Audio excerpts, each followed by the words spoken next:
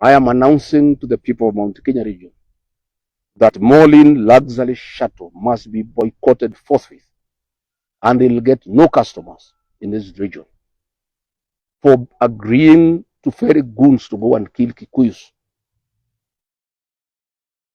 in Olokalau.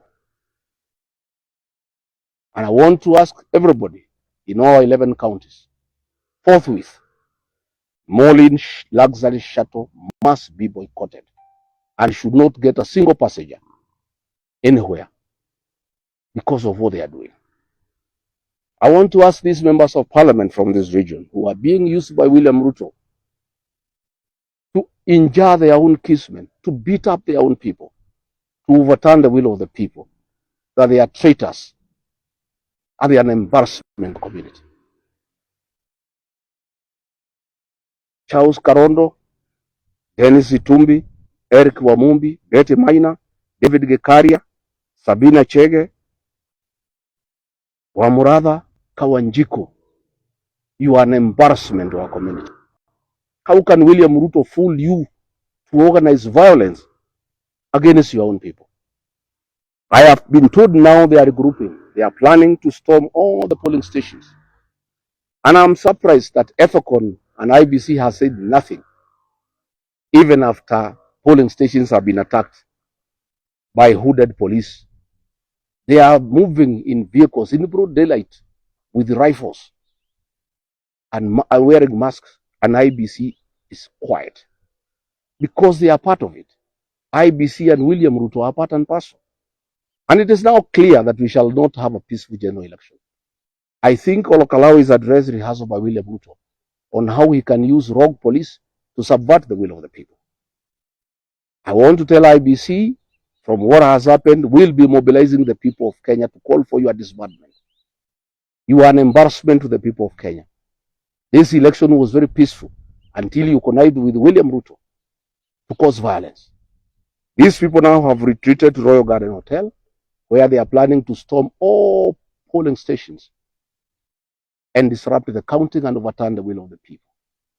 I am calling upon the people of Olokalawo, all of them who voted, to go back to the polling stations and fortify and barricade our polling stations and make sure that the will of the people is not subverted. I want to tell William Ruto, I'm sure you want to kill the Kikuyu population because you have a beef with us. You must start today with Olokalawo. For you to steal this election, you must kill the people of Olokalawo. And that is, if that is what you have decided, to kill the people of Olokalawo, please go ahead. And I'm asking everybody from Olokalawo, all our young men, women, old men, to go back to the polling stations and fortify them and stop these police goons from subverting the will of the people. We cannot allow William Ruto to subvert the will of the people, to successfully conduct a pilot on how he shall force the people of Kenya to elect him as president next year. IG Douglas Kanja, much I sympathize with you. You are an embarrassment to our people here, not just in Nyeri, but the mountain. This afternoon, Douglas Kanja is my neighbor here. I called a common friend and asked him to call Douglas Kanja and put him on speakerphone and pose to him two questions.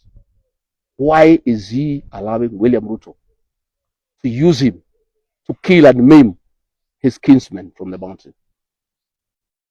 I asked him to ask him, why has he surrendered the command of the National Police Service to Kipchumba Murkomen and his tribesmen? Because these are Ruto and his tribesmen who have declared war on the Kikuyu people. And Kanja told that person, and I heard clearly, that he has no control of the National Police Service, and what is happening in Olokalawo as the direct authority of William Ruto, and there's nothing we can do. He was crying, saying how sad he is, saying that his work has been taken over by Kipchumba Murkomen, and he is even contemplating resignation ahead of his impending. It is therefore confirmed that this massacre that is going on in Olokalawo has been authorized by William Ruto himself. And we want to ask you, William Ruto, these people of Olokalawo, the people of Nyandarua, the people of this region voted for you to a man to become president. Why have you declared war on them? Why are you unleashing violence on women and children? Why have you converted the National Police Service into a rogue outfit to kill people and to maim people? But I'm not convinced that when William Ruto sent the National Police Service to Haiti, the intention was never to go and help the people of that great country on how to deal with the criminal gangs. He actually sent the National Police Service to benchmark and learn how to work with the criminals and goons to assist him to be elected by the people of Kenya next year. I want to say now I'm convinced than ever before that we shall not have a peaceful election, that we shall have anarchy and civil war. If what William Ruto is doing in Kalou today is what will happen next year, there will be civil war in this country. We have seen it. You, the media, the nation newspaper, the NTV, the journalists who are beaten up, and their equipment confiscated, so that they don't record the mayhem that is happening in Kalou. So Kenyans must know now, they must be prepared that we are going to have a big problem next year. We have a compromised IBC working under William Ruto. We have a president who has gone wrong, who is determined to force his way back to power, using whatever method, including killing people and maiming people. And Kalou is a pilot of what will happen next year. The DCP candidate is leading with 90%. And the people of Kalou must make sure these results are announced today. And we are asking all members of the public in Kalou to move quickly from now and occupy and surround the polling stations and withstand the assault that is being planned by William Ruto to overturn the will of the people. Later on, the entire population will move to Kalou town. 50,000 people around the talent center. And if William Ruto wants to massacre the Kikuyu population in Kalou, he can go ahead and do so. He has harassed our people enough. He has our businesses. He has sacked our people from KRI. He has sacked our people from the army. He has sacked our people from the civil service. He has sacked our churches. He has made sure our pending bills are not paid. He has attacked us in churches. Now he has decided that he will force us to elect people from his party. And he is prepared to kill people. He is prepared to unleash violence on the Kikuyu population because of his hatred for this community. What has happened today is an eye-opener to my people. Please wake up and know now that William Ruto means very bad thing for our community. And all those of you who work with him, you are traitors of our community. You are shameless. Nobody can believe that Kikuyu's member of parliament can join William Ruto to kill their own kinsmen because of an election. And all of them will be voted out, I can assure you. No member of parliament or senate working with William Ruto to unleash violence on our people will be re-elected. And Moses Kuria, shame on you. You are organizing gangs and goons to attack our people in Kalou. For the longest, you have been organizing goons to attack businesses belonging to the Kikuyu nation. Our people have really suffered under your hands. How much money do you Kikuyu traitors need from William Ruto to betray your people and turn against them and brutalize them and maim them and use guns? So I'm told tear gas is being assembled so that when they go to the polling stations and they fight our people, they can use tear gas on them. I want to urge our people not to run away. Carry a bottle of water and Colgate to deal with the effects of tear gas. The people of Kalou, the people of Nyandarua, are the true sons and daughters of the Mau Mau. They cannot be intimidated today. They must put up a fight, and a strong one. It is unfortunate that the men we gave our vote, whom we trusted with our vote, has turned against us.